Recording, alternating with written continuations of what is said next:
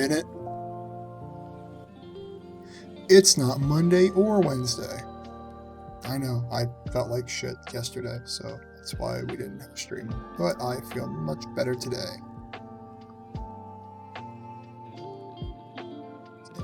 Alright, Pesterquest. I don't know what you are.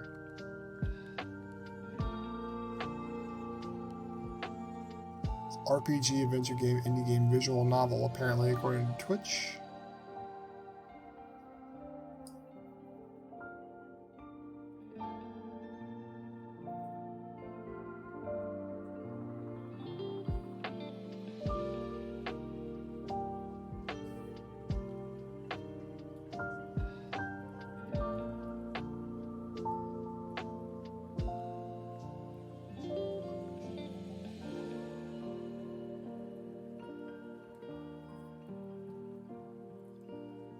So let's see what we get ourselves into.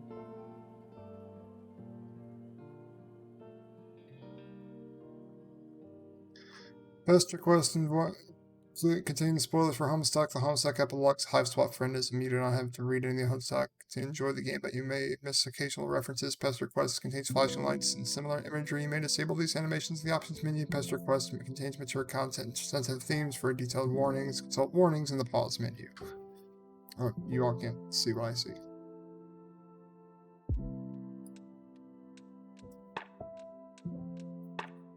This is what I see.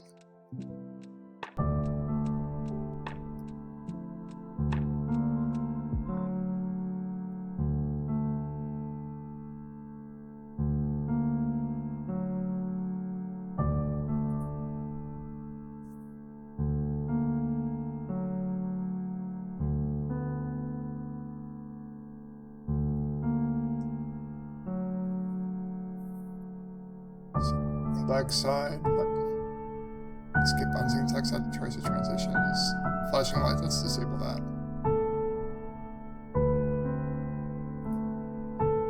Drum roll, what is this?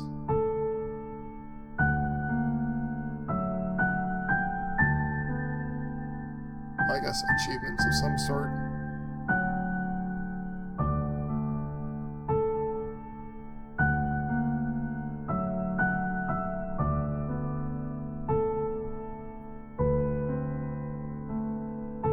Please support the Trevor Project.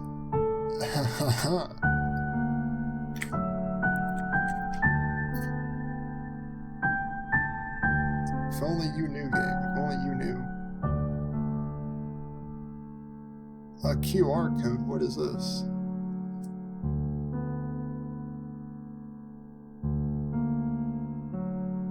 Check the metadata.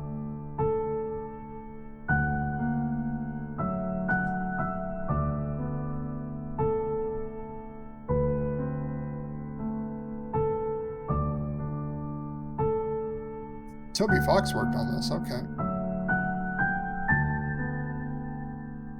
Or at least had music for it.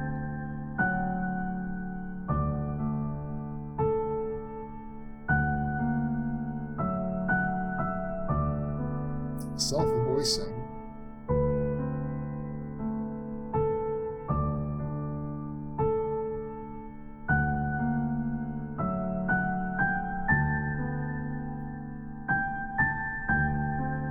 Huh.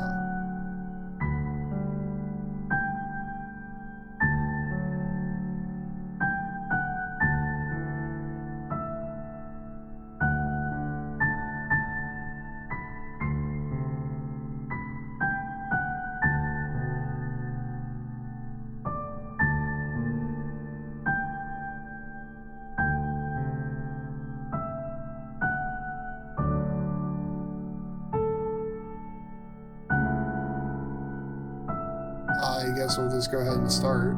Can I change the music just a little bit?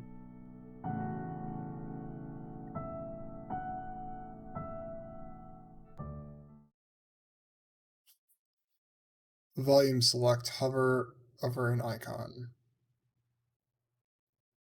Oh. I guess we'll do volume 1.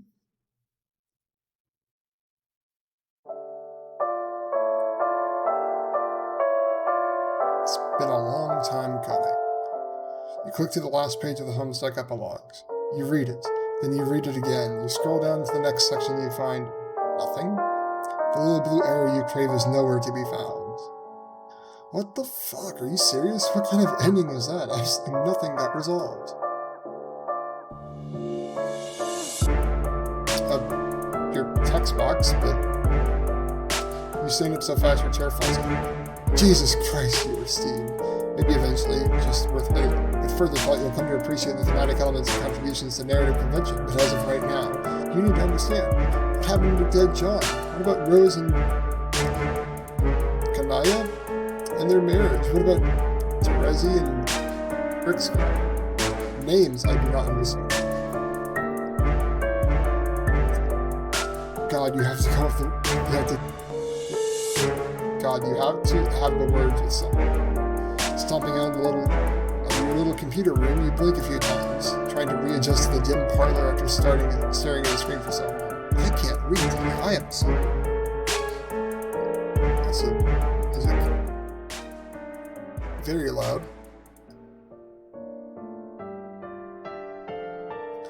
Doc Scratch? Where's that creepy round motherfucker? You got his number now. All about how he ruined the lives of 8 human kids and 12 trolls and played everybody, including you. At the very least, he owes you a satisfying conclusion to this story. You march confidently down the hall in the direction of a sudden ruckus. Turning the corner, you see 2 figures. One is definitely Doc Scratch, while the other is this dark silhouette of a fashionable hat and coat. While you watch, the latter begins to hit the former with a cane. Oh, god damn it. You know what's happening. You know some lore. You need to get out of here before this place goes up in flames. Survive now, yell about unsatisfactory narratives later. With all that in mind, you leave behind the ridiculous altercation, trampling a pile of notes and photographs underfoot as you make a run for the fenestrated wall. See ya, suckers. You sail through feet first, bracing for the smell of overturned earth and the sight of a twin alternate. What the fucking words? Alternating moons. Man, it's going to be good to see your friends again, especially now that you're armed with all this canon knowledge. But what surrounds you is not Fozzer's corpse field. It's a whole lot of nothing. Are you lost between worlds or something? Wait, no. You see a glimmer in the distance. Bright white light. Swallowing down the surge of panic, you move towards it. The light coalesces into a small symbolic house. Hey, you recognize that house. You wonder if you can just sort of... Oh, okay, well, you did that. A barrage of images hits you. Broken, chaotic flashes, 2 fractions make sense of. You just stuck your hand in the most powerful item in the whole of this narrative, and your body is not taking it well. Bright, sizzling pain hits the nerve center of your brain and radiates to your extremities. Wow, you are a moron. You aren't even a comedic character. You aren't even meant for this sort of metatextual energy. It hurts, it burns, it unravels you from the inside out, and then everything goes white.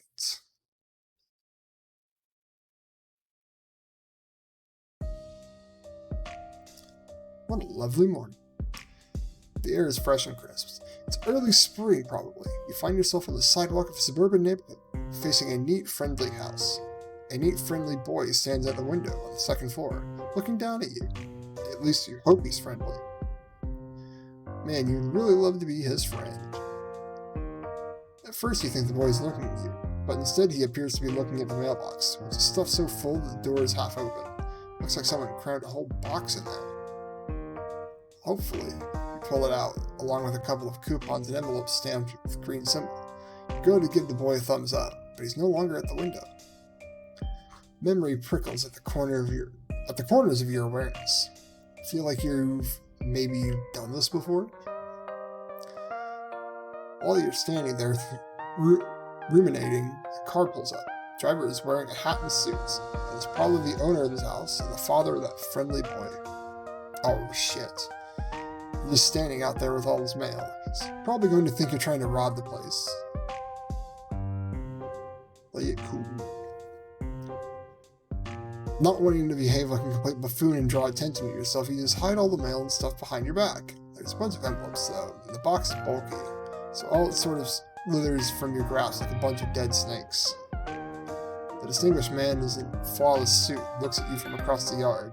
You can't see his eyes under the brim of his hat, but you're absolutely sure he's giving you a look of intense fatherly disapproval. A bolt of shame goes through you. Wow, this guy is good. He's not even your dad, you're just losing it under his disapproval. You expect him to start shouting or calling the cops. You're so obviously stealing his mail, but instead he keeps looking at you. Does he know you? Is he someone you should remember? Or is it the platonic ideal of dadliness that crosses time and space, eternal in all iterations of reality? That sounds like some bullshit, though. Slowly, the distinguished man shakes his head.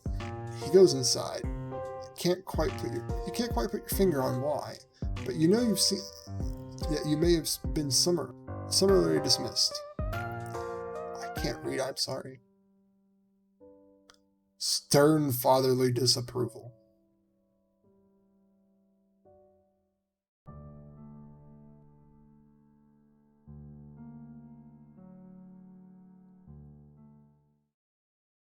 Is that it?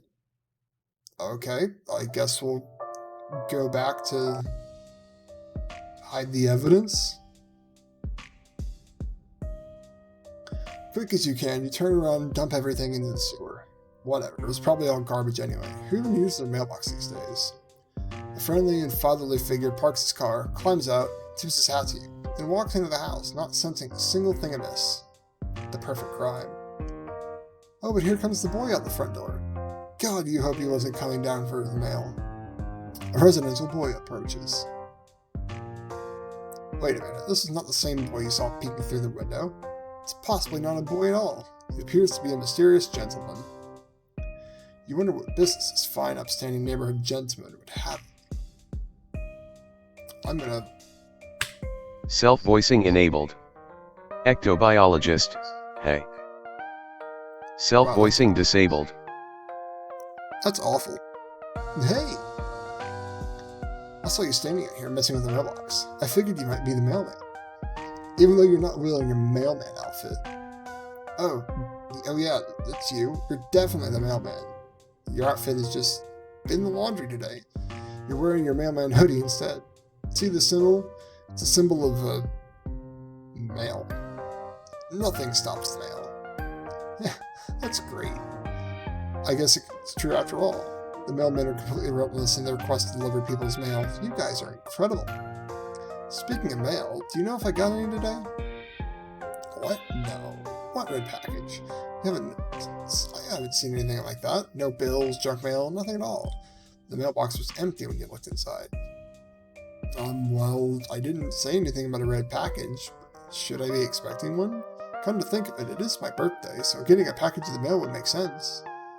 And if it's red, it probably means it's from Dave. He loves red. Because I guess it's cool. Oh man, I wonder what he got me. Nothing. He got you nothing, you say.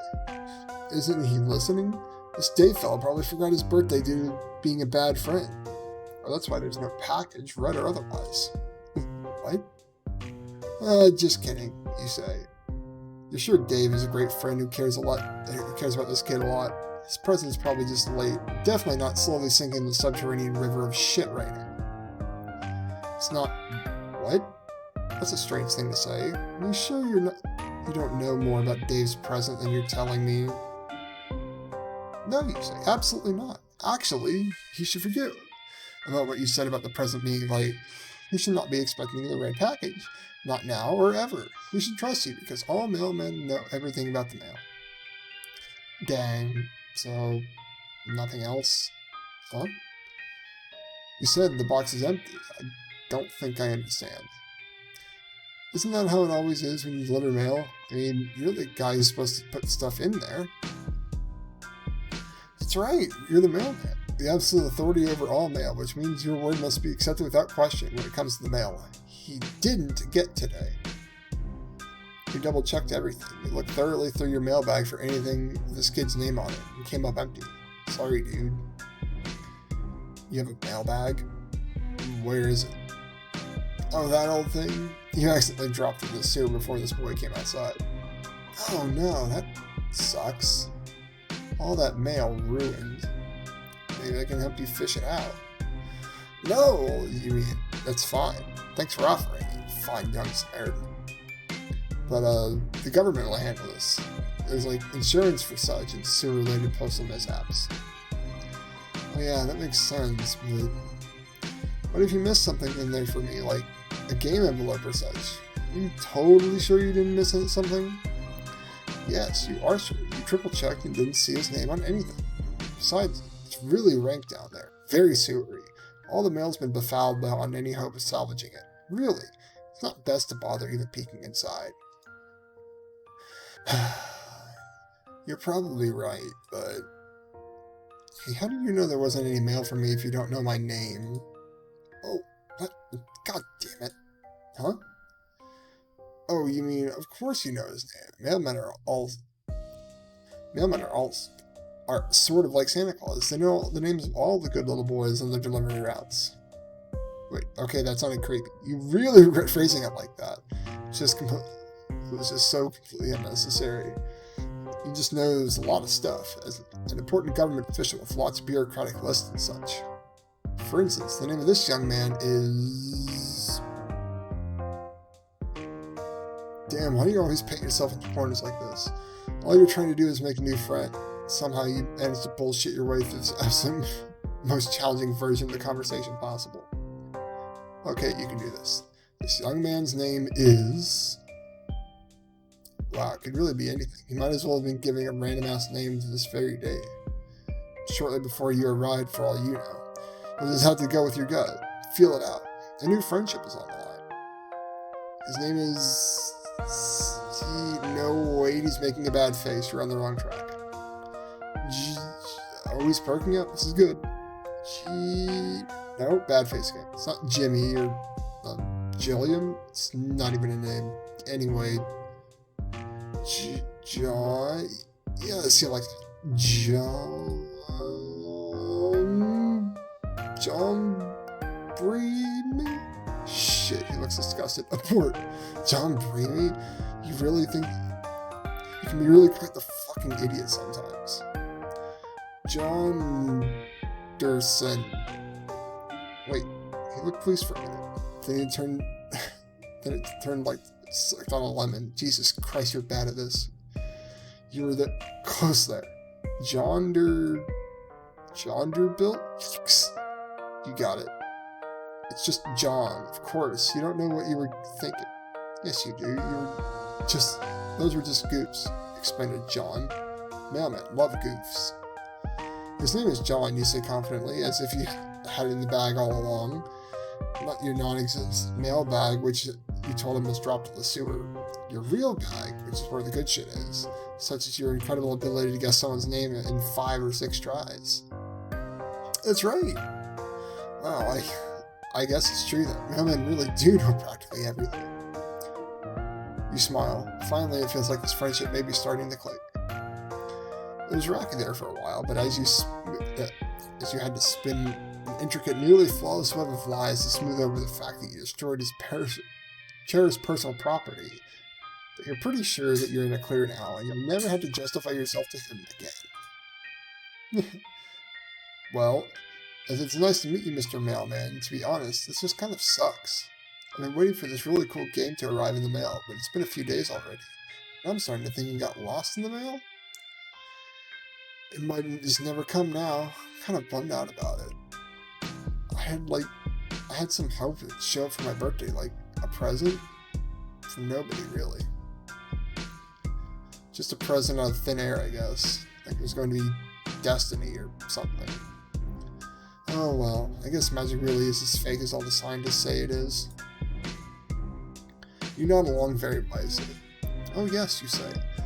You can kiss that game goodbye. It definitely got lost in the mail. And it never is. It is never ever going to be delivered. Postmaster General just told you a few seconds ago. Through your wireless earpiece, which is hooked up to the US parcel mainframe. You tell John that he's right to disbelieve in magic. It's fake as shit. It's time for him to get used to the idea that he'll never play this game, whatever it was. It's probably stupid anyway. Most games are. He should try to get used to whatever kind of life he's going to live from now in the absence of this dumb video game. Yep, backwards, please. Can I go back? As most games are, I guess I didn't miss anything.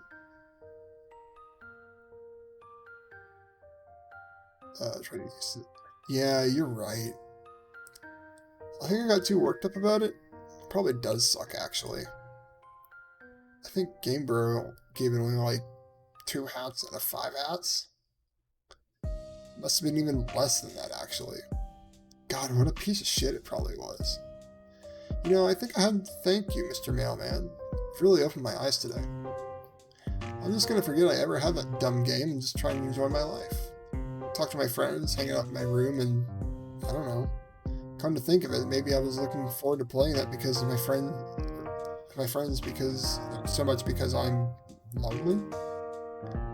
I'm almost a little embarrassed to admit I don't actually have any real life friends. Oh, this is it. This is your in. This nice boy seems to be jonesing you for friendship just as much as you are. And you've laid all the groundwork for becoming his best bro so expertly. You just need to slide right into his life with a few more sympathetic remarks. You actually have a lot of experience with this by now. You've made so many friends, in so many strange places, and with such mixed results. Or you think you did? Actually, you can't conjure up any of their names or faces right now. Probably wasn't important. Actually, let's never speak of that again. What matters most is that you're here now, making a sweet new pal named John. Casually mentioned that this is the end of your mail route. You don't have much else going on in your life. Maybe you and he can hang out for a while? If he doesn't mind, that is. You want to hang out with me? Like, just a mailman and a 13-year-old boy just being buddies? You shrug a little, as if you don't care much. But you really, really care. Normally I would say that sounds a little strange and maybe slightly inappropriate, but what do I know? If you're a normal-looking mailman, that would probably be a shitty idea, and I get in trouble with my dad or the authorities or something, and probably so would you. But you seem different, like maybe you weren't even a person? It's just some kind of weird, harmless-looking guy? Like an alien, but not really. We don't really know what to say to any of this. Aw man, I'm being so fucking rude, I'm sorry. Yeah, of course we can hang out. But maybe we should, keep this sort of a secret from my dad. I don't know how he would approve me bringing a stranger into the house, even if you aren't very nice and sincerely concerned about my mail problems. That sounds fine with you. Now that you think about it, you still aren't sure if his dad didn't see you dumping all the mail into the sewer. He probably didn't, otherwise he would have had some words with you, surely. But still, there's a risk that you should be taking under these delicate circumstances. There's a friendship on the line. Okay, I'm glad you agree. Sounds like we have a sneaky mission ahead of us. Actually, it sounds like it could be fun. Well, yeah, it does sound fun. Except maybe slightly triggering since you've done a lot of dangerous high-stakes sneaking in the past that you can't quite remember. Still fun. Mostly fun. You can't wait. Meow. So, how should we do this? We can either sneak upstairs into my bedroom while avoiding my dad, or just hang out up there for a while. And hang out there. Or if it sounds too risky, we could just stay outside. Get some sweet playground equipment in the backyard. What will it be? Playground equipment, you say? Actually, you told John that you think the fresh air out here would do you some good. Also, that playground equipment he mentioned really sweetens the pot. Hope he doesn't mind. After all, as a mailman, you were meant to be outdoors. You took a mailman's oath and everything. Yeah, Gian will probably relate that. Sure, no problem. I totally understand. It gets really stuffy in there, especially with all the baking my dad does. We can hang out my yard. It seems like it's been ages since I took a spin in the old pogo ride. Pogo ride, he says. Well, that just seals the deal. You bow flamboyantly and gesture for him to lead the way. You quickly regret doing that because it was a little much. Yo, pogo ride. Well, here it is, my backyard in all its glory. I hardly ever come out here anymore, honestly. There's the old trusty swing set. It brings back some good memories. And there's the pogo ride. You better hop on it before I beat you to it. Just kidding, that thing's a death trap. You should really go nowhere near that thing unless you like dying. Oblivious to the humorous nature of his remark, you shake your head solemnly. Oh no, you say. You're pretty sure dying sucks and you never want to do it again. That's a weird thing to say. Are you saying you've died before? Or is this some sort of weird mailman joke? Oh, yeah, you mailmen like to joke around a lot. Sometimes very darkly. And it gets stressful delivering the mail sometimes, and sometimes you just need to blow off some steam by making light of your mortality, and it doesn't seem like this is going over very well. To be fair, it is one of your worst explanations so far, and that's really saying something. You start to falter and lose composure. You don't seem to have it in you to follow through with the lie. You stop talking and hang your head. Hey, what's wrong? You started to tell him the truth. Yes, you've been dead before, possibly a bunch of times. You're not sure. Actually, you can't remember any of the circumstances surrounding your deaths, and you aren't even sure who you are. Frankly, you're a little confused by your own existence sometimes. Oh no. Well, I'd be lying if I said that wasn't a little hard to believe. Well, I'll listen to what you have to say anyway, because that's what friends are for. How did that happen? Oh, well, you cast your mind back as hard as you can. You really give it a good, hard think. You remember a room and a computer screen, and just this really intense feeling of frustration. A computer screen? I get being very frustrated at your computer screen. I do that every day. Yeah, he gets it. It's all written all over his face. This is the way he feels your pain. He's following you perfectly. I'm not really following. Then you explain how you ended up in the afterlife. The afterlife? You're pretty sure it was the afterlife. Maybe heaven? It was a little too freaky for heaven. You were alone, and then you found a mysterious artifact on the ground. You found a mysterious artifact in hell? Yes, it was white and flat, lying on the ground, as if it was just waiting for you.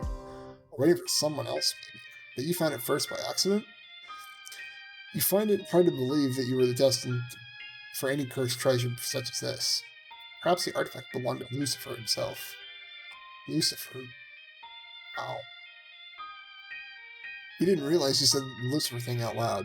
Maybe you should consider reeling this in a bit. You're beginning to wonder if you're coming off as a little bit unhinged here. Except John is clearly transfixed by your story, and looking at you a little concerned. I guess there's no going back now. You committed yourself to the truth, as insane as it sounds. So you saw something weird. It looked like a little house. The obvious thing was to do was stick your hand in the house.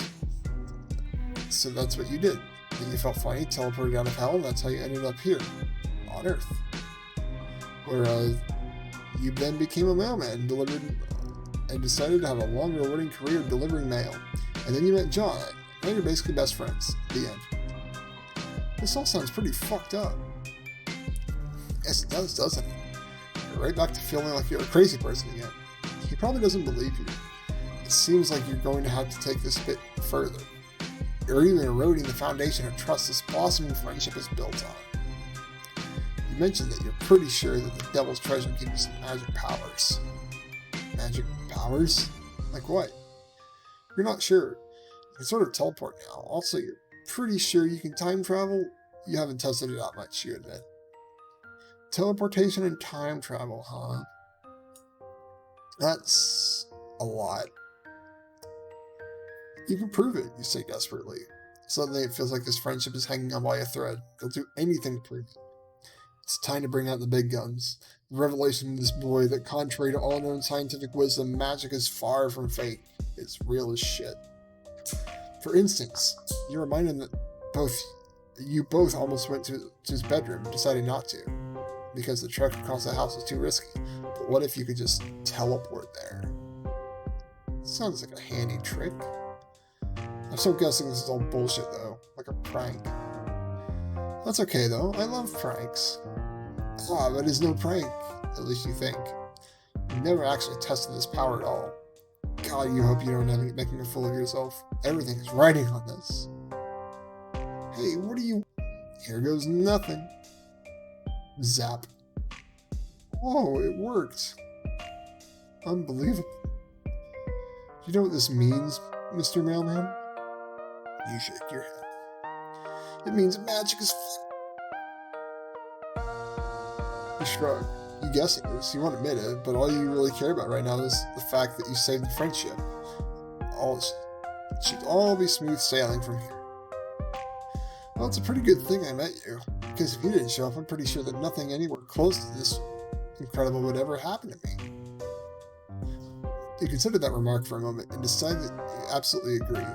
You're most definitely the best and most exciting thing that will ever happen to this kid. You also said something about time travel. Can we try that too?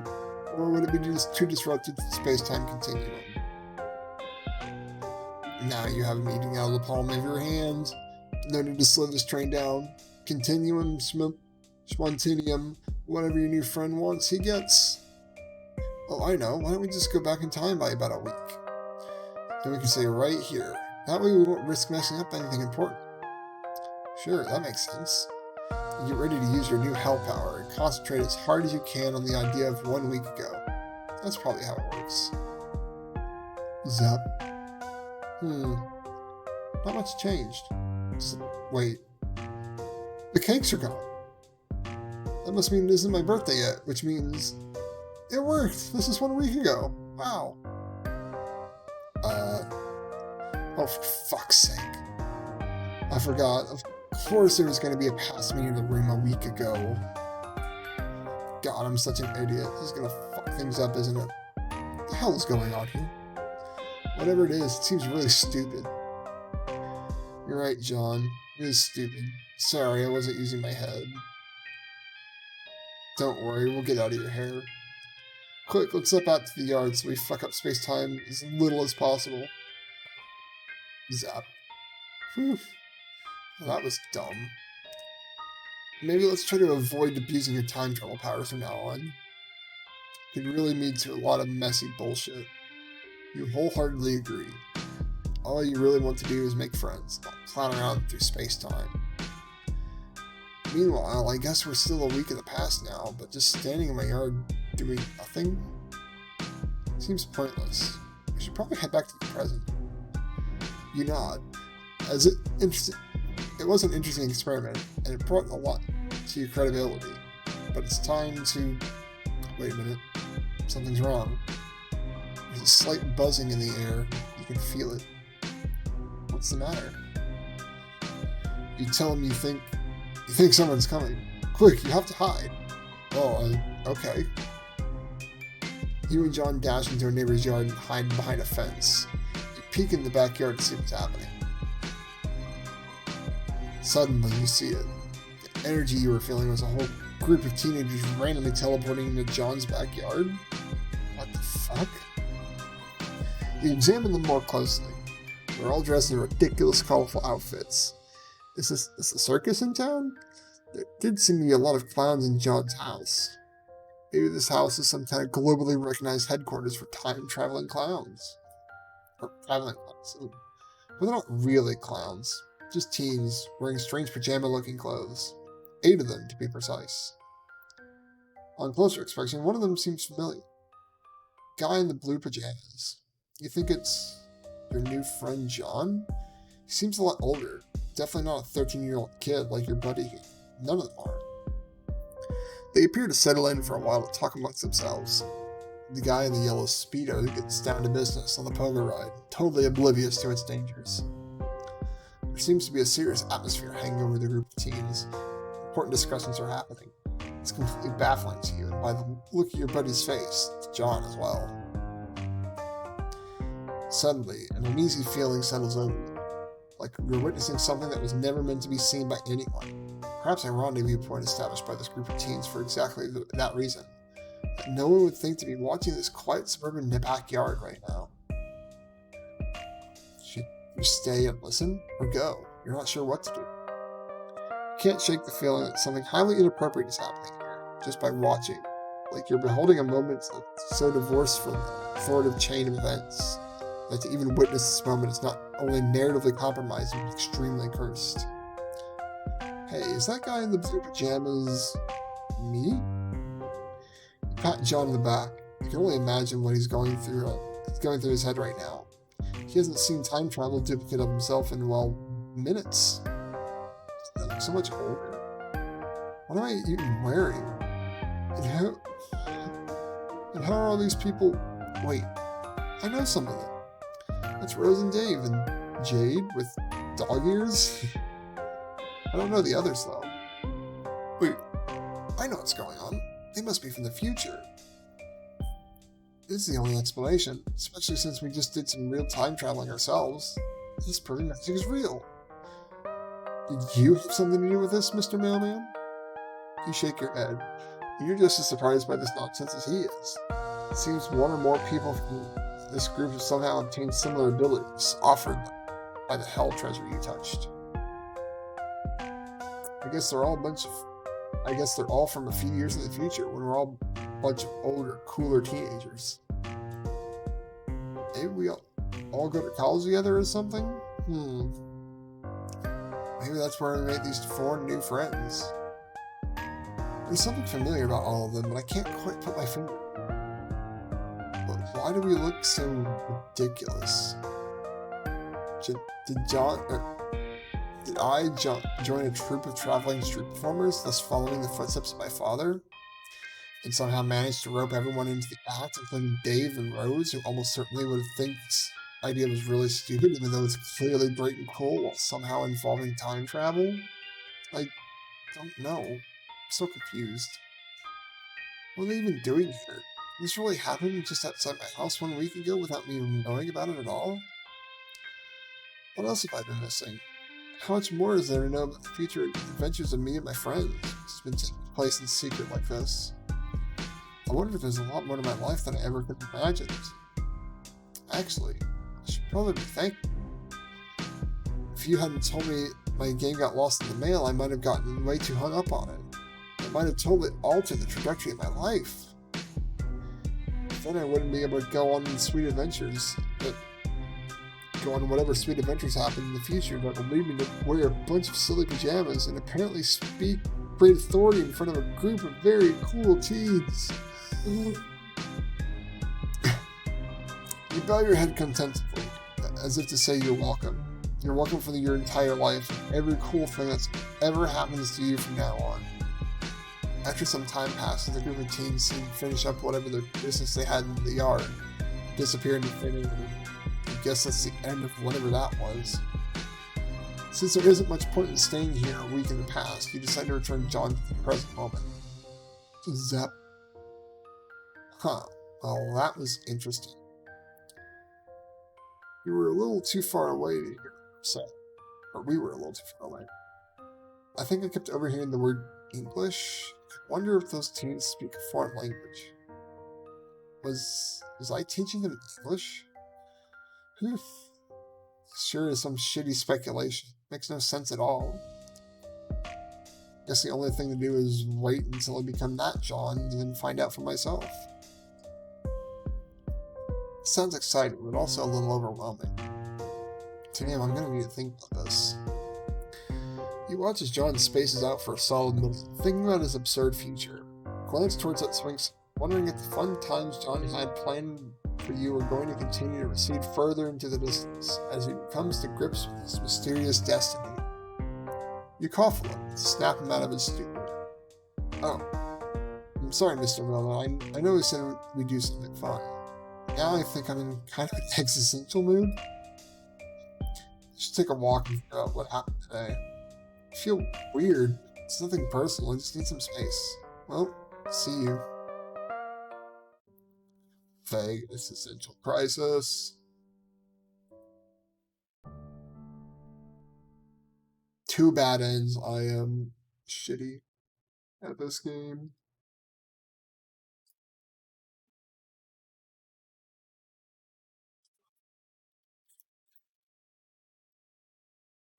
This is a lot of reading. I'm not used to reading this much. Holy fuck.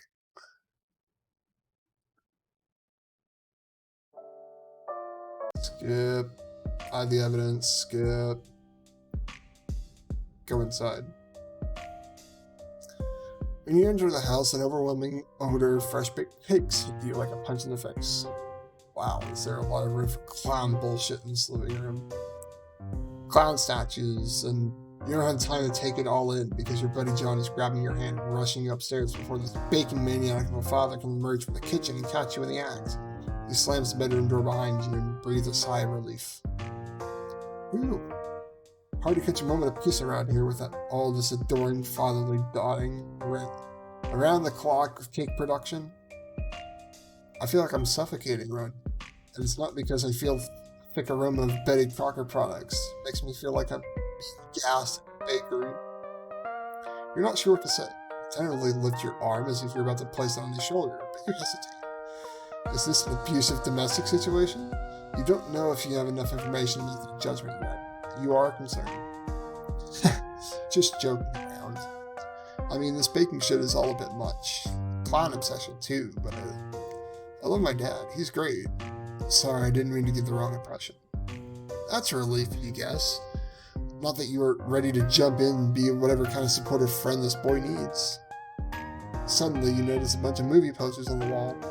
Oh wow, these are all really bad. Though you won't dare to say such a thing to your new friend, though.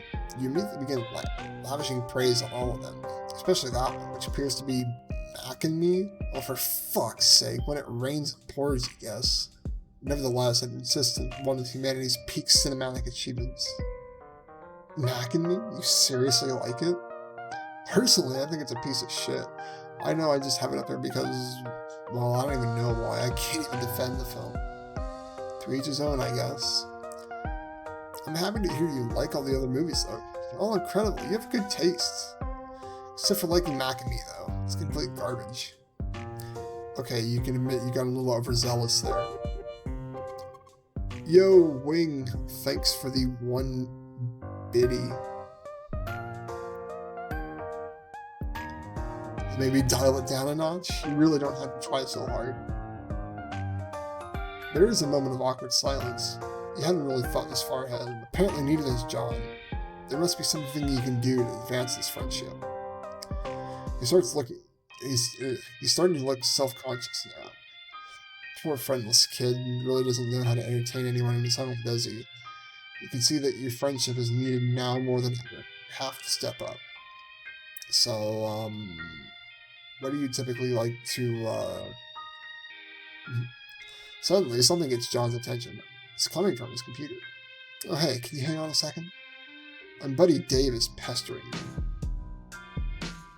John settles behind his desk. Dude, what are you doing? Dave, you'll never guess what I'm doing right now. Are you opening your birthday present I got you? Oh, fuck. Oh no, sorry Dave, I think your present got lost in the mail. Fortunately, I think it might be gone forever. John, what the fuck? Maybe you can just send me another one? Whatever it was? Dude, no. The thing I got you is fucking priceless and irreplaceable. If it's lost in the mail, there's literally zero chance you'll ever see another one like it ever again, any shape or form. Wow. That sucks. Oh well, whatever. TBH, it's probably the fate it deserves. What was it? Never mind, just some more ironic trash from your best and coolest bro in the world. Just forget it. If I tell you, you'd probably be sad it's gone. This is a secret I'll take with me to my fucking grave. Do you understand, Egbert? Yeah, that's fair. So what are you really up to? Are you playing that dumb game with Rose yet? What? Oh no. That got lost in the mail too. It's also gone forever. Holy fucking shit, John. I'll leave you alone for 2 seconds and everything goes to hell. This is why I can't stop pestering you even for a second. You just lose complete control of your life the moment I turn my back. How do you even know it got lost in the mail? Like, how can that even be formally verified in any way? You haven't even been waiting for it for that long. Guess the mailman told me so. What? Okay, I know this is almost every day. Actually, this is the dumbest thing I ever fucking heard. It's true. He was quite sure about it. First of all, John, mailmen don't know shit. They're just guys who walk around handing letters and stuff. They have zero knowledge of the greater workings of mail, let alone the specific fate of any given package. Unless it's a tracking number or some shit, even the mailman isn't really the guy who deals with that. The only way a mailman would know for sure if something got lost in the mail is he was the one who lost it. Or like deliberately fucking destroyed it.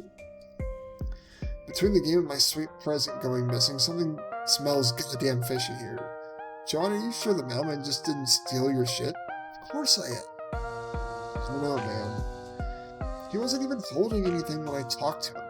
Not even a mailbag. My alarm bells are going fucking haywire here. It sounds like this incompetent dipshit just lost all your mail and tried to cover his ass. No. Are you sure you didn't fuck it up somehow? Like, get mailman stank on it in a fit of shame and panic and, like, buried it? Or dumped it in a smelly hole? Dave, this is insane. You're being so paranoid. Besides, aside from the birthday present, why do you even care? Do you think the game is stupid and you don't even want to play? Yeah, well, I was lying my ass off so cool and aloof.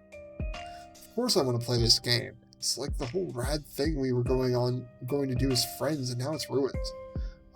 You're right. That's a shame. I'm sorry. I don't know. There was some feeling I had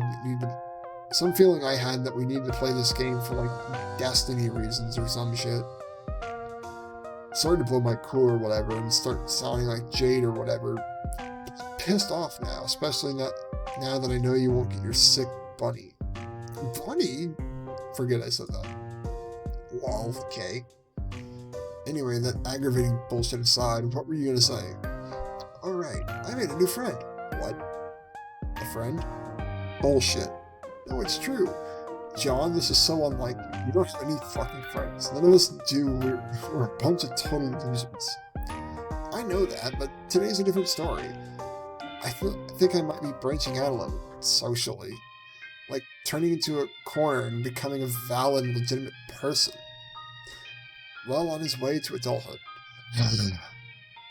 Come on, Dave, why can't you just be happy for me? Fine. So you're hanging out with this person right now? Yeah, he's in my room, and rummaging through my stuff.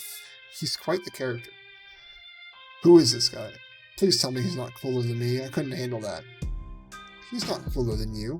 Nobody is, Dave. Oh, thank God. So, tell me about him. Well, you know the mailman I was talking about earlier? Yeah. Well, you see, it's the mailman. Jesus fucking Christ. What? John. No. What's the big deal? Do I even need to explain why a 13-year-old kid should be becoming buddies with a fucking mailman and hanging out with him in his room? Does your dad know about this? Well, no. I'm trying to avoid him. He's in one of his baking frenzies. You do realize this is the same guy who likely stole your game and my beautiful present, right? You probably sold him on the black market. Or worse, he did get something fucked up like flush him down the toilet. He wouldn't do that. Dave, it would make no sense to do that. You're being crazy. Okay, dude, but you're the one chilling with a random postal worker in your bedroom on your birthday. I'm just looking out for you. What sort of sick fuck would even want to come into your house? How old is this fucking guy anyway? I don't know, he seems to be sort of ageless. What? Dave, that's the thing. He's barely even a person. He's just a friend. I feel like I'm losing my mind. Listen, I don't expect you to understand. He's just a fun, harmless person who appears to have no particular defining qualities whatsoever. What's so crazy about that? Nothing, I guess. I don't even know anymore. Fine. Enjoy your new buddy. enjoy your new buddy. It is your birthday after all. So you get to call the shots. So what's next on the agenda? What's he even doing now? Well, it seems he got a little bored while I've been talking to you, and he's spread most of my belongings across my bedroom floor to examine everything. And now he's just messing with my stuff, like my magic stuff. It's pretty cute. I like this guy. John, I'm gonna run something by you. I hope you don't blow your mind or anything. Or I hope I don't blow your mind or anything. But what if this guy isn't even a mailman? What? Dave, no. I refuse to accept that. Okay, then genius, tell me this. What is he wearing? He said he has no defining qualities. Well, those are definitely defining qualities, so what are they? Okay, he isn't wearing anything but a sweatshirt, but I don't want to mention that because I knew how it would sound. I see. So, no mail uniform, no mail bag, no, like, fucking mailman hat, just no pants. Yes. That's not weird or anything. I told you, he's like a pet? Shit, that's probably condescending, you know what I mean. Part generic person-y type guy and part like just a fun, friendly sort of humanoid creature. I'm really not explaining this well. Point is, he said he's a mailman and I believe him because he's my new friend. End of story. Okay, he's the fucking mailman. I don't even care what you think he is. Then okay. Or, he's fine then, okay. Whatever. So, like, cool, I guess we have a new friend. Do I get to meet the mailman sometime, or what? That's a good question. I hope so. I wouldn't be surprised if he found his way over to you. Yeah, I can't put my finger on it, but something tells me he's a well-traveled fellow. You know, you really think he's going to well-travel his ass 2,000 miles over here to visit me? You never know. Mailmen do get around after all. That shit checks out, actually. Okay, I'm getting kind of excited now. Yeah, that's what I like to hear. I should probably get going. He's really going at it over there with all my bedroom crap. I don't want to be a rude host. Alright, I'm gonna leave you boys to it. Happy birthday, dude. Thanks, Dave.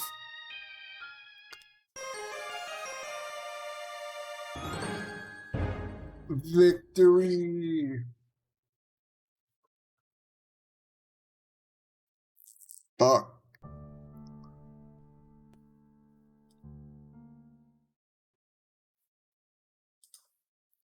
Congratulations, I have convinced John not to play the game.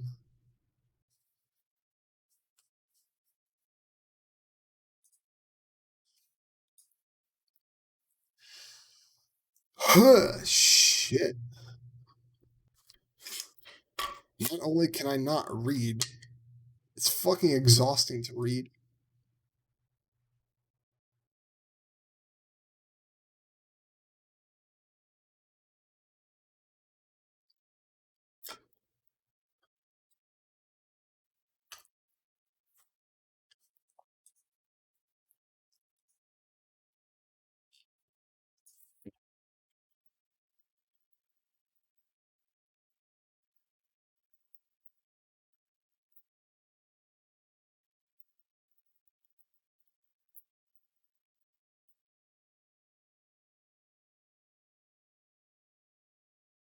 I guess we'll move on to Volume 2. Seeing how that took a fucking hour.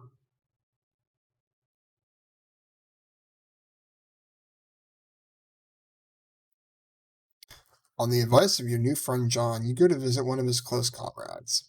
Close only figuratively speaking, since it seems she lives all the way on the other side of the country. That's no problem for you, though, since your new powers let you pop anywhere, anytime, even to places that don't exist. Well, you think your powers let you do that. You could just have this distinct metatextual feeling that you could pretty much go anywhere at this point. You know that doesn't make any sense. There's nothing that doesn't make sense without friendship, though. That's exactly what you're about to do. Friendship, that is. You're about to do some friendship by making a new friend. Her name is, you check your notes, Rose. Ah, fuck. This is her house, apparently. It looks kind of weird and modern. It's situated in the middle of the woods for no good reason you can think of. Also, it's pouring rain, which is not what you would describe as the ideal friend-making conditions. Music. Sound. Okay.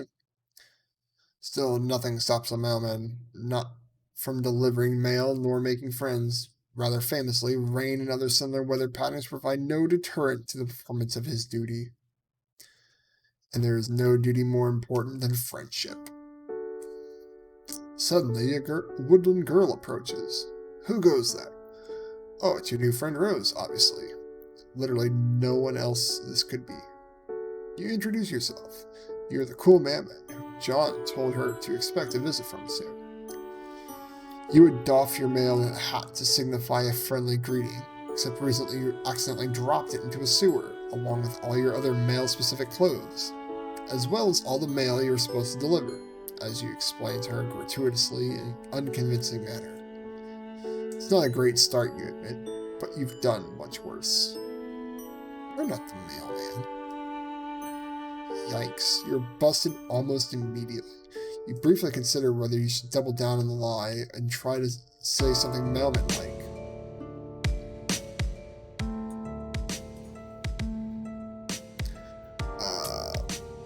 Or whether the right call is to come clean, since she clearly is too smart for this amateur bullshit.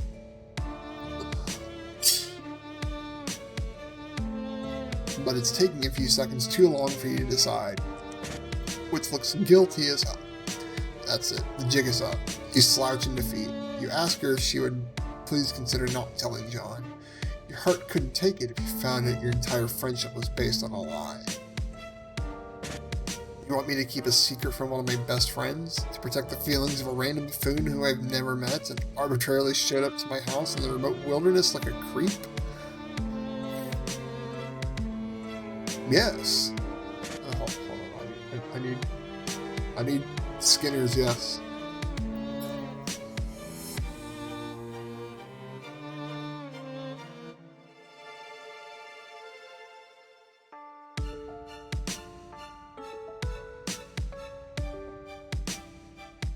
Yes. Yes. Yes. That's what you want. It's an interesting proposition, for no other reason than its audacity. I admire your resolve in the face of humiliation.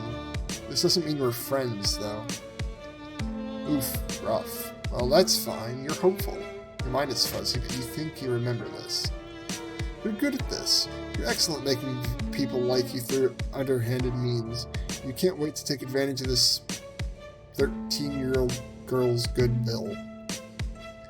Okay, wow, not like that. Let's not be fucking weird. In fact, let's be the last creepy you have for comical purposes. S-grade jokes only. Let's all get our brains out of the gutter. Rose raises a thin brow. There's something unsettling about her deep violet eyes. You're pretty sure most humans don't have eyes like that.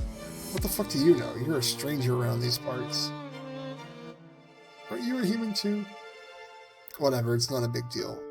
Not when there's friends to be made. Or something. Do you want to come inside? Unless I'm interrupting your internal monologue, of course. Far be it from me to ever cut short any sort of navel-gazing sidebar. It's just ever so slightly wet out here. You would absolutely love that. If it's not too much trouble, of course. You wouldn't want to put Rose out. You're lying, though. You're 100% fine with being absolutely infuriatingly obnoxious if it means making a friend. Rose purses her lips, considering.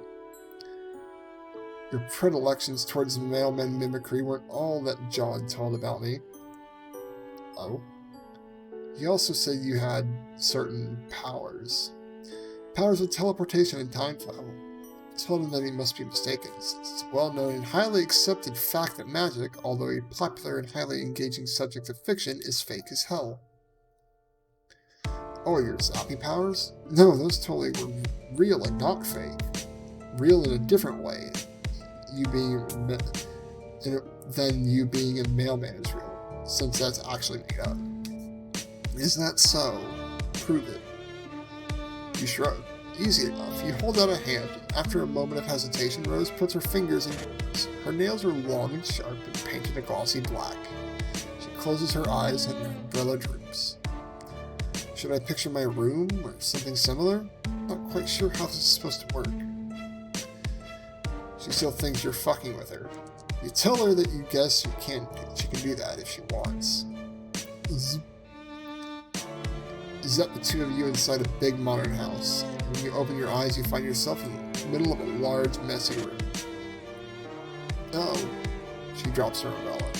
You really did that.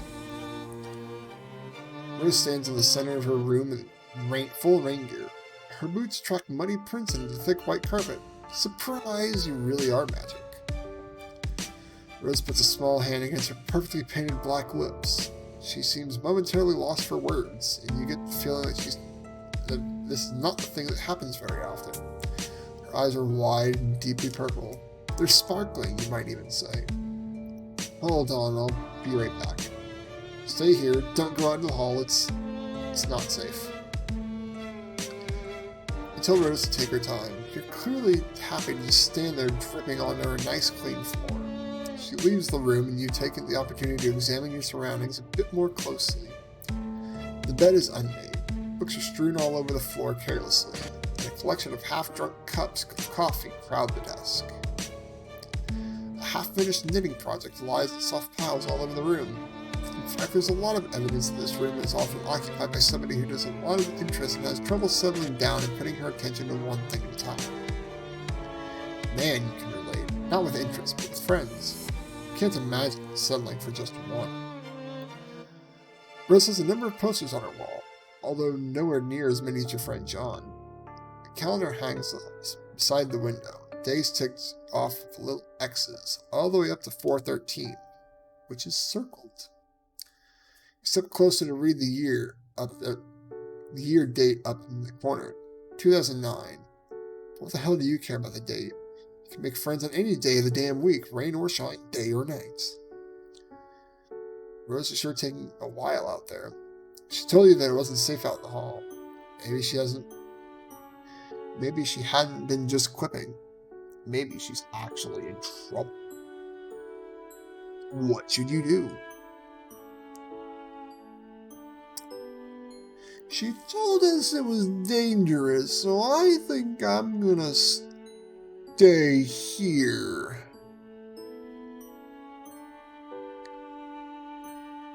Your patience pays off almost at once. Rose is back and looking significantly more put together. Also, she's brought you a towel. Here. I'm not overly attached to anything in here. It's mostly just childish nonsense I haven't bothered to rid myself of. And I'd appreciate it if you tried not to drip on any of the notebooks.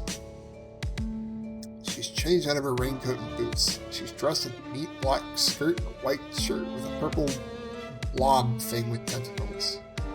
What is it with these kids in the blob shirts? Now that that's dealt with, please sit down. She crosses her legs. You suddenly feel like you're at a job interview. A friend interview. You wish you were a little less damp. Actually, let's switch places. You're still pretty wet. You don't want to get your bedspread messed up. Don't worry about it. That's what the washing machines are for. Now let's talk about magic. Which up until now I'd always taken for granted as something being confined to storybooks. Rose takes a wistful look at her toward her bedroom window, grayed over and blurry with raindrops. You have a feeling she's doing it for effects. Maybe that's why she wanted to switch places with you. And then comes you, the not a mailman with a penchant for showing up and attempting to make friends with unwitting children. Oh, fair, she's got you there. Honestly, she might be a child, but she really doesn't seem to be unwitting. On the contrary, she's quite witty.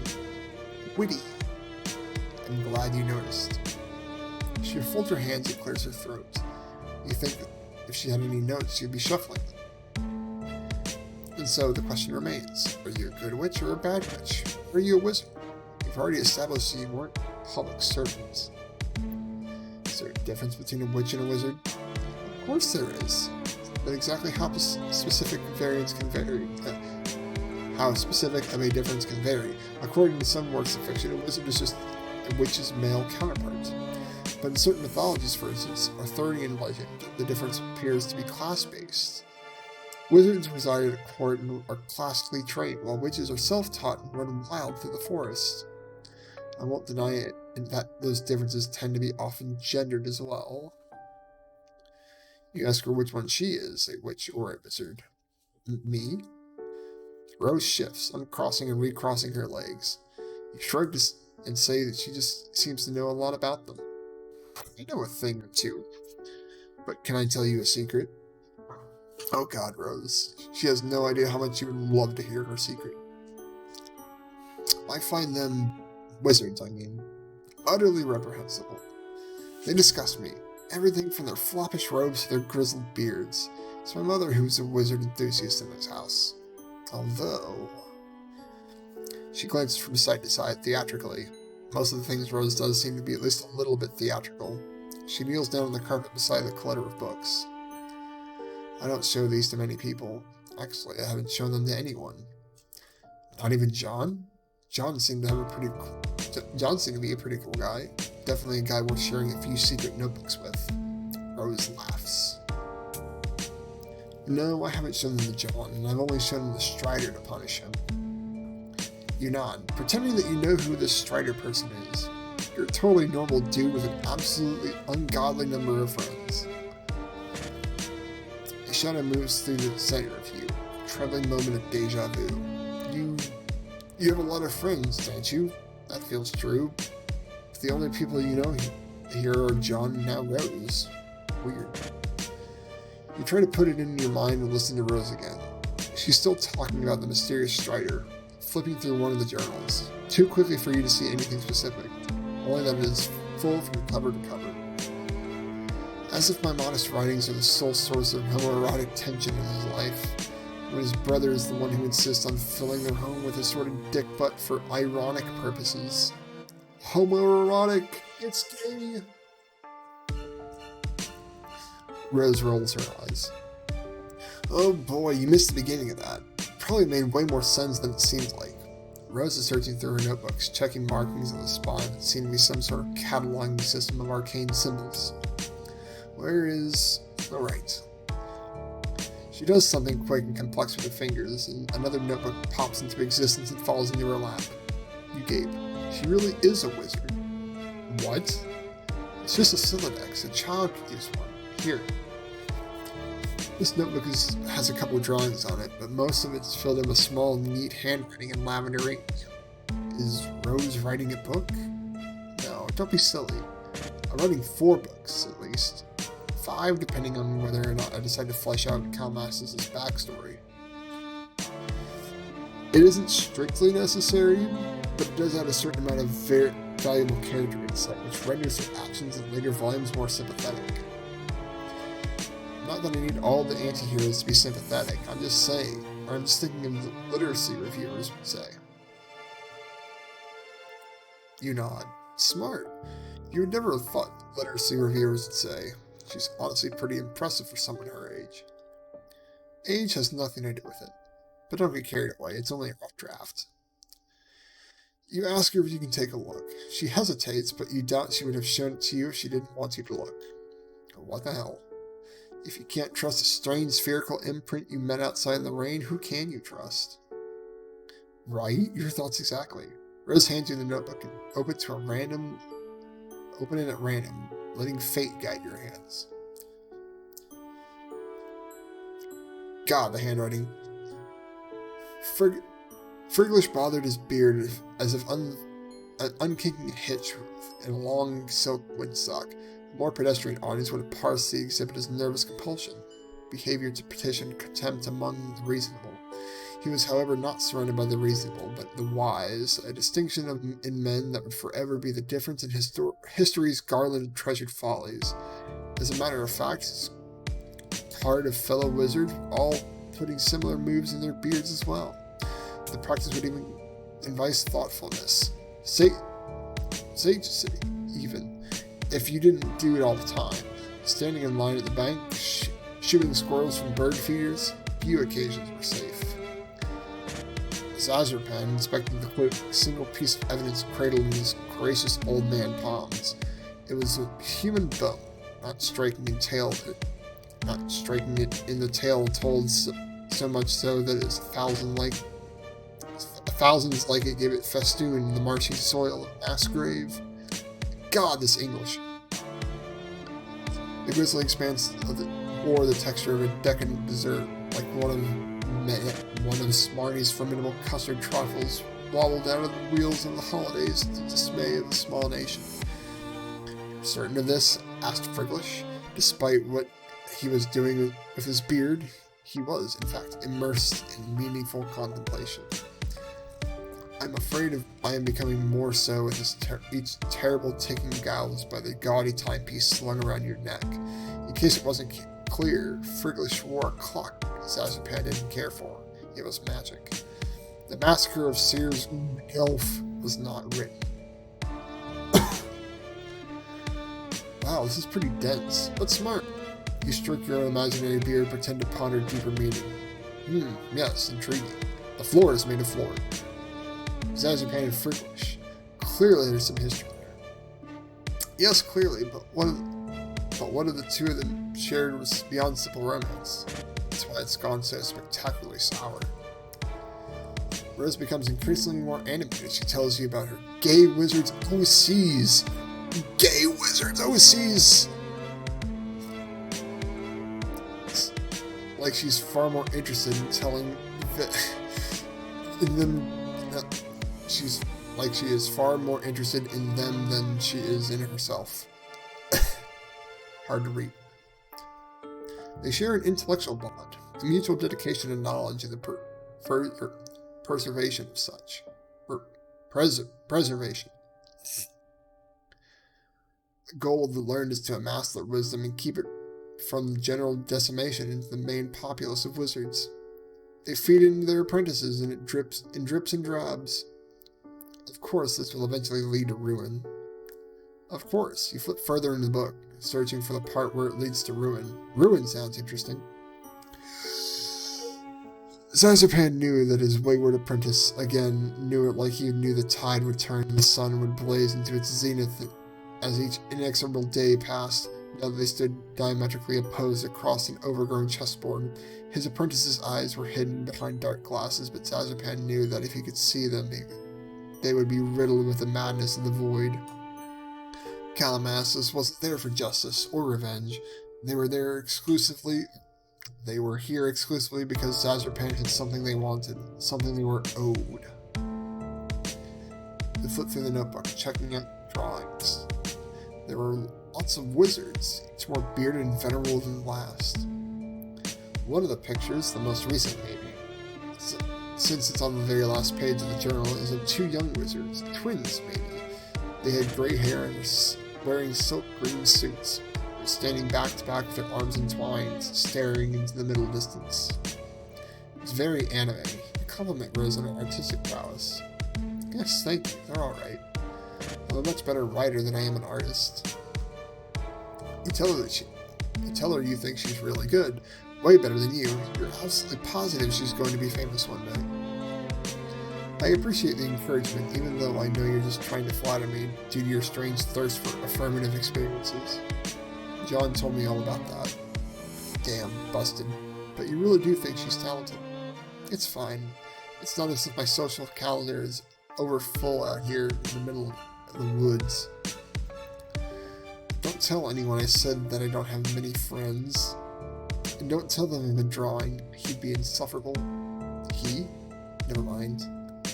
You assure Rose that her secrets are safe and hand back her journal. You're really excited about your new friend. As if you might be so bold, and heard wizard stories. Although, wait. Hadn't she said she hated wizards? What's your point? Well, you're no expert on wizards or on Rose, but it seems like she actually does seem to like them, because she has several notebooks full of wizard fiction. You aren't trying to get, like, real here, but maybe it's possible her mom isn't the only one in the family who likes wizards. Rose pulls the book out of your hands. That and the rest of the books vanish into thin air. Alright, that must have been that. She called it Syllabex? She doesn't look very angry exactly, but the lines around her mouth and eyes that softened as she talked about her book hardened back up. Her eyes glittered menacingly. Oh, is that right, Freud? Well, why don't you diagnose me? Oh, hey, wow, you weren't trying to be condescending or whatever. Clearly. You are aware that it's a common psychological phenomenon for an individual to react to trauma by creating fictional representations of that which has caused them bodily harm or emotional dismay, to suggest that the portrayal of these fictional renderings somehow condones them or supports them is absolutely absurd. So what she's saying is she draws wizards to cope. Huff the copium. Rose rises to her feet. The lightning turns into an ethereal silhouette. The lightning turns into an ethereal silhouette. What I'm saying is I don't need to justify my fictional predilections to you or anyone else. No, she's totally right. You were sorry that you suggested that she might like wizards, and that was horribly presumptuous not at all the way a friend should act. You were so sorry. You promised that it would never happen again. No, I don't suppose it will. It's probably just because Rose's hair is such a pale blonde that it almost looks like she's glowing in the dim bedroom. Like a light behaves a little differently around here than it does on everything else. Would you look at that? Appears the rain's lightened up a bit. The rain is actually hitting the window so loudly you're having trouble hearing her. And your point is, can you just zap yourself out to where the weather is drier? Fuck off. Oh no, I've zapped myself. I thought it was going pretty good.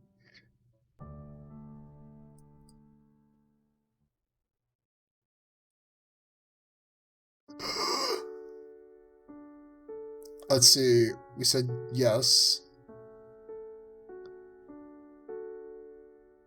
Now we'll look for her.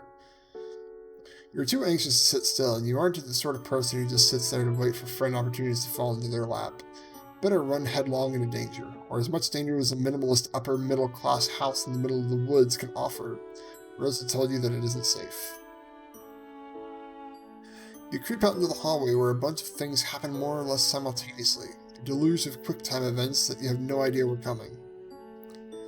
A lightning flash is in a perfect jagged line across the tall window at the end of the hall, followed immediately by a crash of thunder so loud you think the house might be falling down.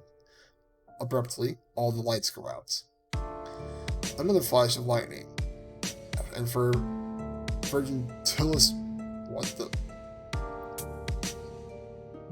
Virgintinious moment, you see a long, thin figure superimposed against the window. You freak the fuck out, jumping about a foot in the air and howling like a cat. A small hand lands on your shoulder, and you jump again. It's just me. Calm down, it's just me. Rose speaks in a normal tone of voice, and it's jarring. The whole house is echoey, cavernous, like there's just something about a dark house on a stormy evening that makes you want to whisper. I told you to stay put for a reason. It's too early for my mother to be saucy enough not to notice random strangers in the house, and I don't want to go through the tedious process of explaining who you are. You have a perfectly understandable reason for why you left, and that reason is that you were lonely. Rose snorts. Cold? You meant you were cold. Well, you are soaking wet. Follow me. She grabs you by the wrist and tows you down the hall. You wonder if you should warn her about the strange wraith-like creature you saw in the window, but you don't want to freak her out. Although her mom might be at risk too. Whatever, moms are tough. She'll be fine. This probably isn't going to be the first time she's gone toe-to-toe with a weird Slenderman. This house looks haunted as shit. Rose brings you to a dark laundry room and motions you to take off your hoodie, which you do, gladly, because it's soaking wet.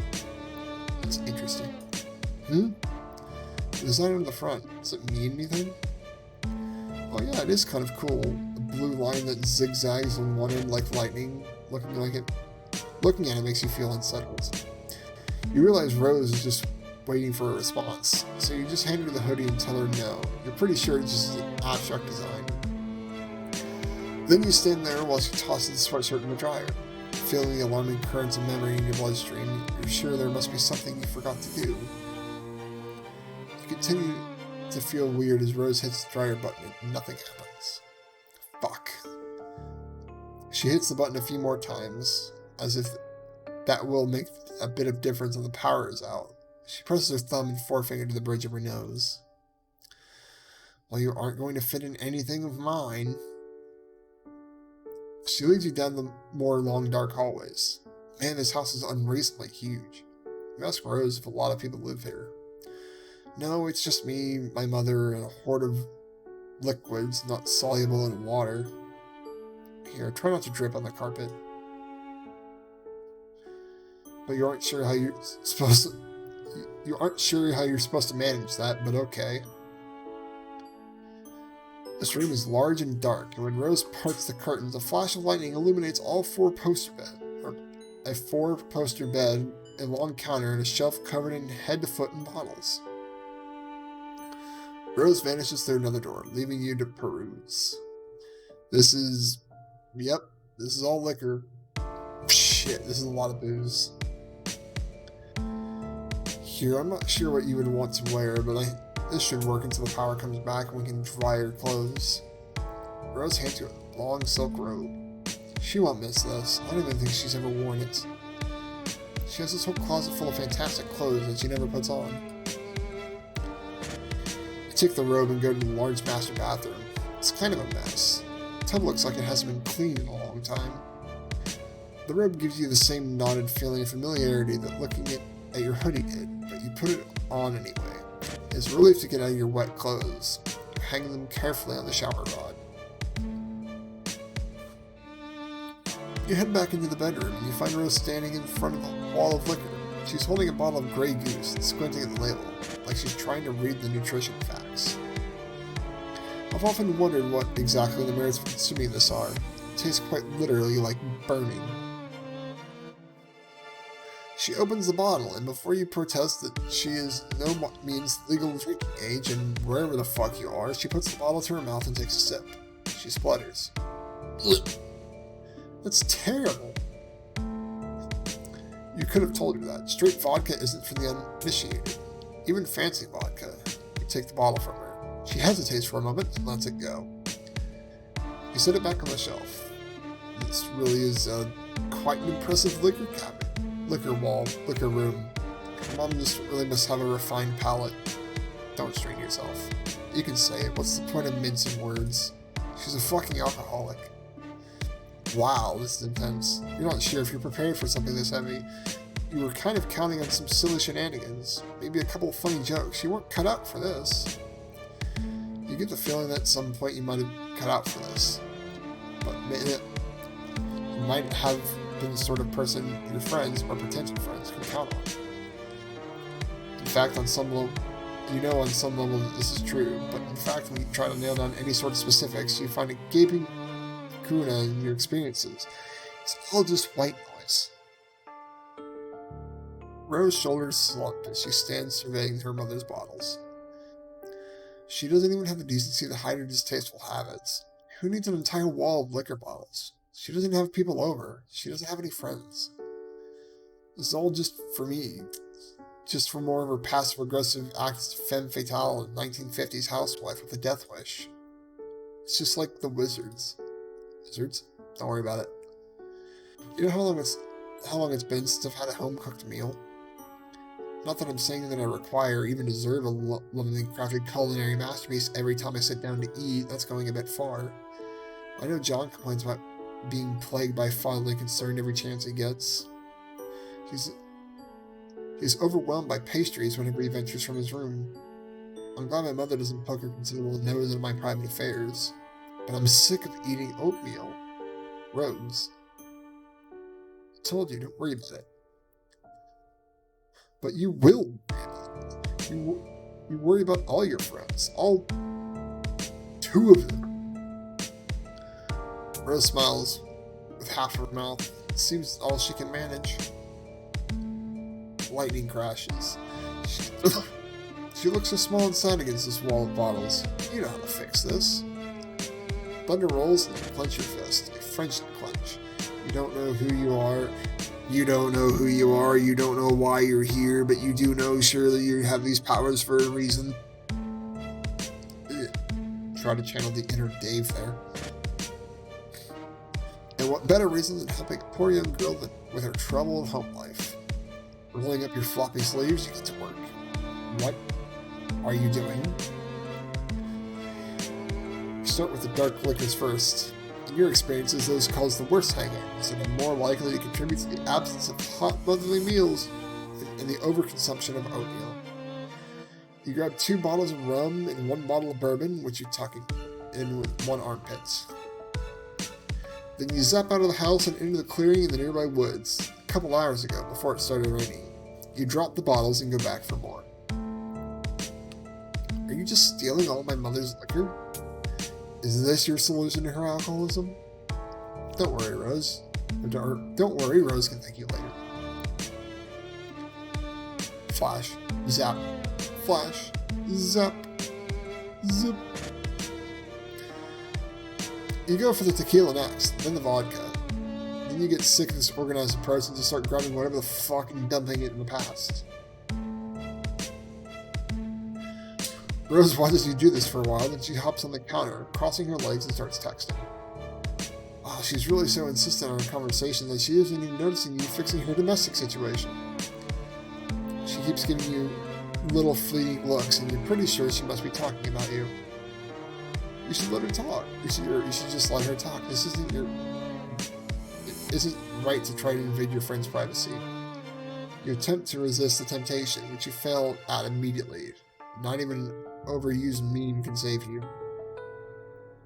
You zap behind her on the counter where you can spy on her private correspondence. Oh boy, another character. I don't know anything about them, sorry. And here I was, trying to make advantage of your uncanny ability to make guesses verging on long word. Prognostication? I'm recently considering a re-evaluation of magic. You don't know who this person is. Maybe you should just... You go back in time a couple of minutes when Rose had started her conversation. Your past self is busily zapping back and forth, carrying liquor bottles. You hunker down so you don't see yourself and cause a paradox or whatever the fuck. Technical therapist became pestering garden gnostic. Out of morbid curiosity to shine a light in my future, I've come with a metaphorical hat in hand to ask of you to consult your dream clouds. Do you happen to know anything about a strange cardboard cutout creature masquerading as a mailman? Are you sleeping? Sorry, I had to scold back. He's been acting really weird all of a sudden. Anyway, is this about the same mailman that John was talking about? The fake one who hung out with him? That's the one. They're currently emptying my mother's liquor cabinet in an attempt to prevent her overindulging herself. Oh, are they drinking it? No, I think they're just dropping into the woods with their magic powers. Oh, Do they know she can just go out and buy more liquor? That's something you can do where you live, right? Yes. Well, not exactly where I live. I think the nearest boozery is a good 20-minute drive. I'm not actually entirely sure where my mother got it all. We don't own a car, and as far as I know, sometimes it seems like she has the ability to just make things appear. I don't know anything about them. Sorry. Here I am trying to make the uncanny ability of guessing prognostication recently considered evaluation of magic. I'm still pretty sure magic is fake. At least the kinds of magic you're talking about. There's probably some real magic out there somewhere. Yes, for instance, the sort that lets you spy on your host's private correspondence while you're stealing your mother's libations. You freeze. A A contrite zap, you reappear in front of Riz. She sets her phone down and props her chin on the delicate fist. Sorry, you don't know what got into you. You couldn't just resist using your powers for evil. Haven't you heard with great power comes great responsibility? Rose is right. She's totally right. You've only been using this power for like a day. You haven't even realized how you used to it. So you still aren't used to the idea of being able to just zap all over the narrative. Clearly you do not appreciate the implications. Zapping all over the narrative sounds potentially stressful. Oh, you bet. You are incredibly stressed right now. Rose laughs. You apologize for stealing all of her mom's drinks. That was kind of overzealous of you. No, actually, I thought it was hilarious. I've never really been one for pranks. It's always fallen more in John's wheelhouse. But there's nothing wrong occasionally stepping outside of one's comfort zone. Let's do the vodka next. The two of you working together gets the place cleared out pretty quick. You zap Rose in the bright clearing in the field, and for a moment she just stands in a sunbeam, blinking up at the cloudless sky. Her expression says she still might not be totally convinced that any of this is happening. When all the liquor has been transferred from the bedroom to the woods, in a big glittering dragon sort of booze, you and Rose fall down next to it in a messy heap. Well, you fall into a messy heap. Rose lowers herself daintily, sitting more so on her knees than on her butt, probably to keep her skirt from getting dirty. You get the idea that even though she lives in the middle of nowhere, she doesn't spend a ton of time outside. You tell her again that you're sorry that you spied on her correspondence with her green friend Gigi. Also, you hope she isn't going to get in trouble with her mom. I'm not unduly concerned. I'll tell her where it all is in a couple of days. Although by that time I'm sure at least a good third of it will be water damaged. I'm sure this will have fantastic implications for our relationship, not at all exacerbate the emotional problems underlying her addiction. You laugh awkwardly. Well, now you just kind of feel like an asshole. Rose lies back on the ground and raises a hand to trace the curves of a fluffy white cloud. She closes her eyes. Perhaps it's just projection on my part or wishful thinking. But ever since I met you, I feel something has changed. Or rather, something has failed to change, if that makes any sense. It's probably nothing. Her eyes flicker back open, endlessly purple, fixed on the sky like she can see something beyond. And once again, you feel like there's something really crucial that you forgot. But at least you've made a new friend, and even if you don't think Rose's brain would ever allow her to call you as such, you're lying in a sunny clearing next to a pile of alcohol, and honestly, it doesn't get much more friendlier than that.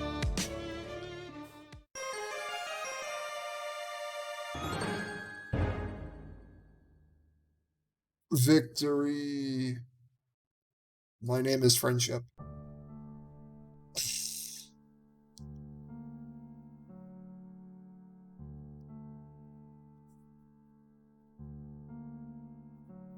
Okay, my voice is going to fucking die.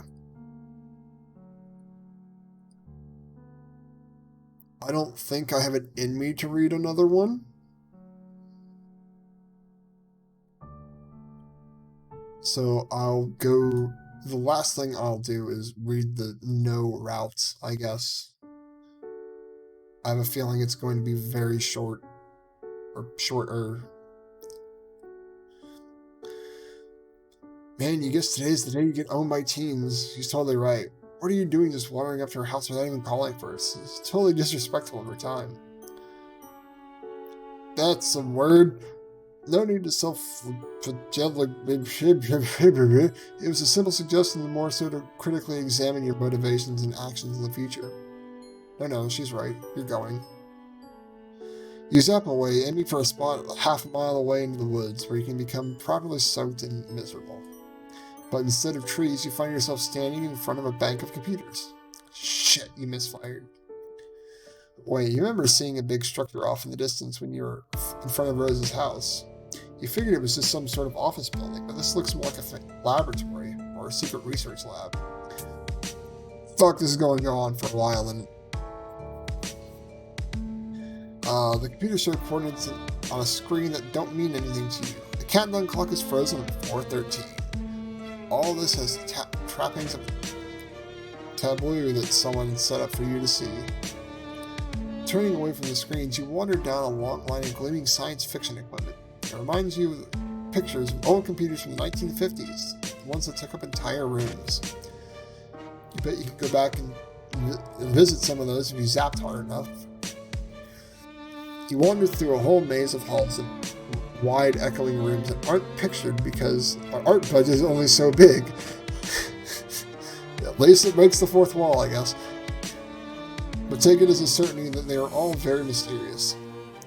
Eventually, you circle back that strange bank of screens. Nervously, you hit a few keys, tap a few fingers against the readouts. Nothing. It's all locked down. You think that you can get these screens to unlock if you can unravel the secrets to life, the universe, and everything. Or maybe it's your memories that you're trying to unlock. Maybe then you'll understand the seething waters, this endless ocean of time and space intertwining in the... meow? You turn around, expecting a cat. And you do get a cat. A very adorable black kitten. Tiny and soft, with far more eyes than a cat should have. Aww. But the cat isn't the only thing here. A woman in a sleek white lab coat and sensible heels holds the cat, pinning you to the spot with her gaze. Or at least you assume she is. Her hair is in her eyes and the light is behind her, so all you can see is her face and her painted lips. Sorry, ma'am, you absolutely didn't mean to... You absolutely didn't mean to trespass in her secret science lab, and you actually aren't even lying. Actually did just fuck up this time. The lady puts down the cat slowly, where it rolls on its back and bats a paw playfully in the air. Aw, cats are great. Even mutant cats. Especially mutant cats. This little guy should have a name. You think of the name. You'll name them Cryptid McWhiskers. Yeah, Cryptid McWhiskers is a great name. In fact, you can't imagine anyone ever naming this cat anything else. You hold out your hand to Cryptid McWhiskers and wiggle your fingers. It rolls onto your back and its feet saunters over to you. It's as soft and as fluffy as it looks. Its 4 eyes blink at you with utter trust. At least this kitty will be your friend. The ominous clack of heels on cement reminds you that you and Cryptid McWhiskers are not alone. While you are busy with the kitty cat, a very intimidating, well-coiffed lady has walked over to the bank of screens. She presses a button, and it must have some sort of fingerprint recognition or retinal scanning. Or maybe she's just better at the things than you are, because it works for her. On the floor a few feet from you is a round gray protrusion, a platform on the floor. You saw it earlier, but you had no idea what it was for, so you just ignored it. What you don't understand can't hurt you, right? You think that's probably right. The intimidating lady presses a button on the screen, mouth turning up at the corners. That's a photo of a pumpkin. A flash and a pop, like the pressure in the room changes. You feel in your eardrums. A pumpkin appears on the round gray platform. Fuck. You aren't really sure what she's trying to say here. Making a pumpkin appear out of thin air is impressive, but probably would have been more so if you hadn't been popping in and out of existence all day. It's going to take more than a pumpkin to impress you. Pumpkin. What pumpkin? The lady shakes her head and hits another button. The pumpkin vanishes, and in its place is a tiger. You heard that right. A whole-ass tiger, orange and black, big teeth and big paws. For a second or two, you just look at each other. Honestly, the tiger might be more shocked than you are. He does look pretty shocked. I mean, look at his mouth. He's pretty agape. Kinda sucks to think about. One second you're chilling in the savannah, mauling antelopes and drinking water at the watering hole. The next you're in a secret lab in upstate New York, staring down a very unappetizing-looking protagonist. Apparently you're appetizing enough for it to want to get a taste, but back up, bud. Though because it looks from you to Cryptid McWhiskers and back again, and then it charges.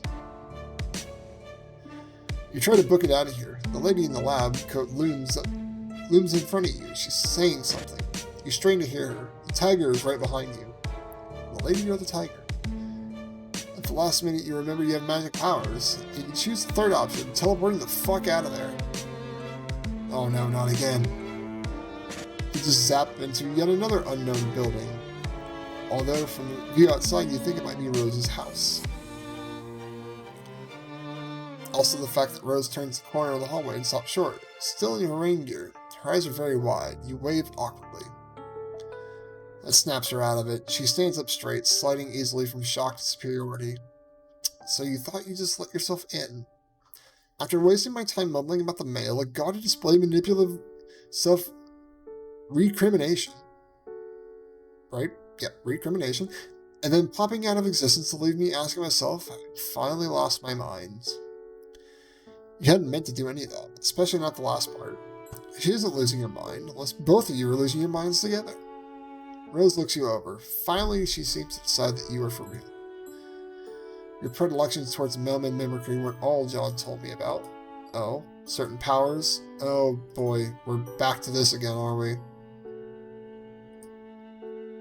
Oh, that's a new one. Powers of teleportation and time travel. I told them must have been mistaken, while not a fact and magic, although popular fake as hell. Oh, your zapping powers? No, those aren't. Those are totally real, not fake. And real in a different way than you being a mailman, yeah. She still got her umbrella open. Hey, doesn't she know that's bad luck? Luck is also fake as hell. You say you can do magic. Prove it. But she just saw you vanish out of her front yard. Like I said, I could be losing my mind. She could be losing now at this very minute. You see no point in arguing. You hold out your hand for a moment, put your fingers, yeah. Same thing, yep. Are we back to the...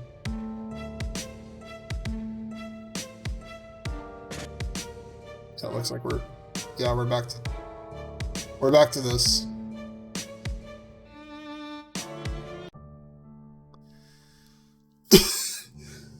Okay. At least we did all of that there.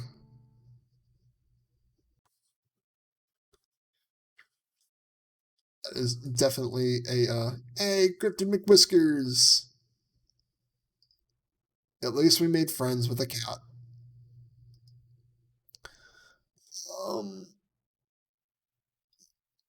God, I will be back tomorrow. I know this is slightly shorter than usual, but reading for almost 2 hours when you don't do that on a regular basis sucks. So, yeah. I'm gonna just,